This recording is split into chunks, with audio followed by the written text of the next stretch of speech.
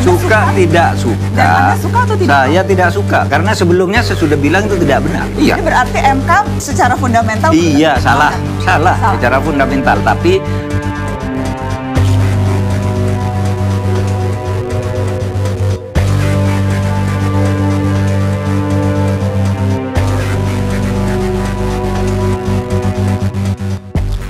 nah, di sini ya, gara-gara dikejar terus sama Najwa Shihab, akhirnya Pak Mahfud MD di sini tegas, yaitu mengatakan bahwa putusan MK pada waktu lalu, yaitu Pak Mahfud menjawab tidak suka dengan putusan MK pada waktu lalu. Nah, di sini bahkan juga dikomentari oleh orang ngawak. Jawaban lugas Mahfud MD dan Ganjar ditanya soal putusan MK kemarin. Nah, seperti ini videonya. Suka tidak suka. Dan Anda suka atau tidak? Saya tidak suka karena sebelumnya saya sudah bilang itu tidak benar. Iya. Jadi berarti MK secara fundamental Iya, salah secara fundamental. Tapi secara fundamental ada dalil di konstitusi, setiap putusan yang sudah inkrah itu tidak bisa dilawan.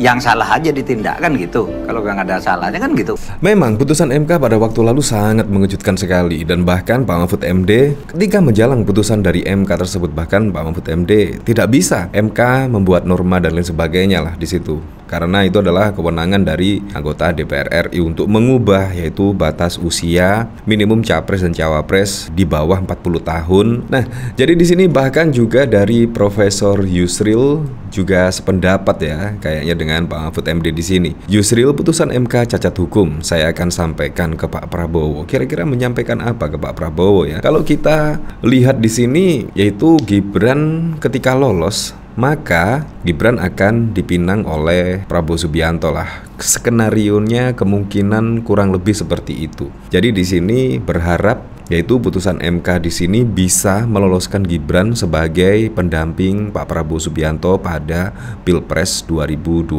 mendatang. Nah, dari sini saya kok curiga yaitu apa? Yaitu pada waktu lalu ketika Presiden Joko Widodo mengatakan saat ini jatah Pak Prabowo, pasti itu ada juga maksud tersembunyi di situ, di dalam situ. Apalagi juga Pak Prabowo Subianto dengan Presiden Joko Widodo itu sudah dua kali berhadapan-hadapan di Pilpres dan dimenangkan oleh Presiden Joko Widodo. Ya, kemungkinan kurang lebih ada harapan lah dari Presiden Joko Widodo, kemungkinan kalau Pak Prabowo Subianto akan maju lagi pada Pilpres 2024. Presiden Joko Widodo berharap Pak Prabowo akan menjadi presiden.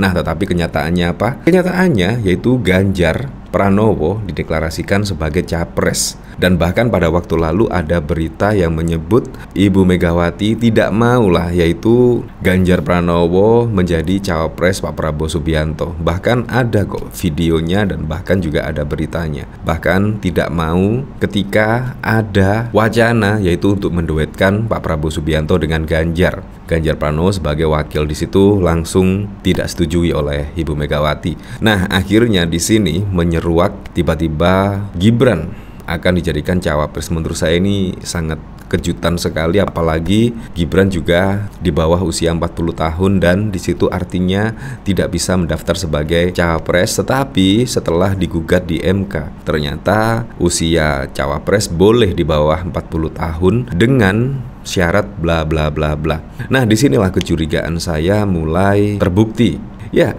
bisa jadi di sini yaitu skenario dari Presiden Joko Widodo, yaitu membujuk Ibu Mega, kemungkinan tanda kutip, yaitu untuk mewacanakan duet antara Ganjar dan juga Pak Prabowo Subianto. Tetapi di situ Ganjar sebagai cawapres, tetapi tidak disetujui. Akhirnya ya Gibran lah akhirnya solusi terakhir. Dan bahkan juga sampai detik ini cawapres dari Pak Prabowo Subianto masih alot dan bahkan juga belum dideklarasikan. Padahal semuanya sudah mendapatkan cawapres masing-masing. Ya, seperti Anies Baswedan menunjuk Caimin sebagai cawapres dan bahkan juga Ganjar Pranowo menunjuk Pak Mahfud MD sebagai cawapres pada Pilpres 2024. Nah, di sini memang sangat alot sekali ya kemungkinan menunjuk cawapres dari Pak Prabowo Subianto. Dan bahkan di sini yaitu Gibran masuk Golkar juga trending di sini.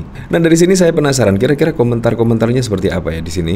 Di sini dari Alia berdua statementnya sangat tegas, wibawa dan meyakinkan, membawa rakyat lebih percaya demokrasi yang sehat dan benar. Maju terus Ganjar Mahfud 2024. Jangkar, Bali, Santi hadir dan ikut dalam barisan pendukung. Wow, jawaban orang-orang cerdas sangat mantap sekali. Sosok tegas menjawab dengan lugas. Pak Ganjar Pranowo paling bisa ngomong Mbak Nana, langsung kicep terbuai, berwawasan luas dan tanpa beban masa lalu. Buat saya silahkan, itu hak.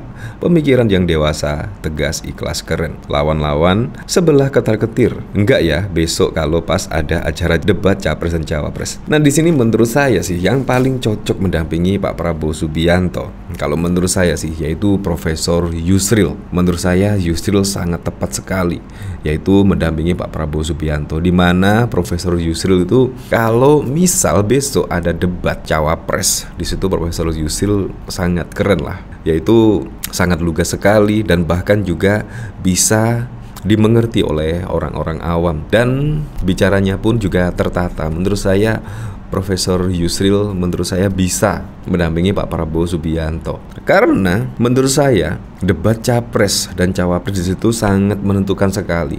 Kemungkinan bisa menaikkan elektabilitas dari masing-masing calon sangat besar sekali, yaitu dalam sesi debat Capres dan Cawapres di situ. Makanya yang paling tepat menurut saya sih jangan memilih Gibran lah. Apalagi Gibran di sini menurut saya banyak yang dilanggar dan juga dipaksa ya, kalau menurut saya sangat memaksakan sesuatu yang belum matang dipaksa matang, kalau menurut saya sih. Tapi kalau Profesor Yusril di sini menurut saya sudah matang dan menurut saya sangat bagus pengalaman di manapun. Makanya di sini lebih baik Pak Prabowo milih Profesor Yusril lah. Menurut saya sangat keren sekali.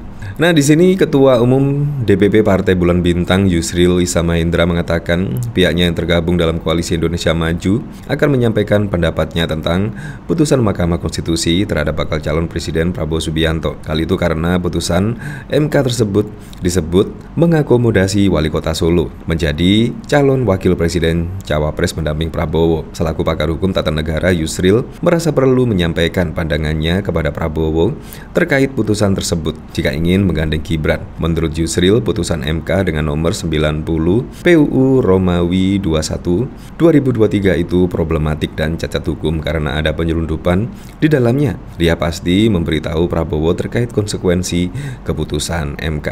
Jadi di sini menurut saya sudah jelas ya, apalagi juga Profesor Yusril, Profesor Mahfud MD juga mengatakan hal demikian. Jadi kita kembalikan lagi lah ke masyarakat siapa yang dipilih pada Pilpres 2024 mendatang. Ya pun itulah, semoga saja Pilpres 2024 mendatang semoga saja berjalan dengan lancar, berjalan dengan aman, dan yang paling penting berjalan dengan jujur dan juga adil.